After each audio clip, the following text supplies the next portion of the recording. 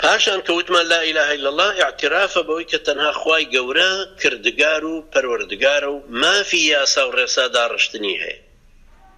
کەس بە هیچ شێوەیە بۆی نییە یاسایەک داڕژێت کە پێچەوانی شریعەتەکەی ئەو کە بریتە لە قورئان و سونە. هەر هەموو بەشەریەت کۆ بێتەوە ڕازی بێ بەوەی یاسایەک داڕژێت کە موسکر واتە ئەوەی کە مەستەکە شەراب و مەستەکە حەڵاڵیکە ئەبێ من و تۆ بەتەنیا بۆستین لە تەرەفێکە بڕێنەوە باوەڕمان پێی نییە و واشزانین کە حرامە و بە حەڵاڵیشی دانانی، چونکە هەر مجرد بە حەڵاڵ دانانەکەی پێی کافرەبی. بۆیە لا إله إلا الله کە دیسان بە هەمان شێوێ شاهدی دانە بەوەی کە خوای گەورە وەکو چۆن کردگارە ئەم خولقوا من غەیری شەیئین ئەم هم الخالقون، شما ئەوانە لە هیچەوە دروست بوون یا خۆیان خالقن یا هیچیان نییە. خوای گەورەیان بەستێتەوە زانای زۆر گەورەی سروشتی و ئەوەی کە شوانەکە لەو کوردەواریە.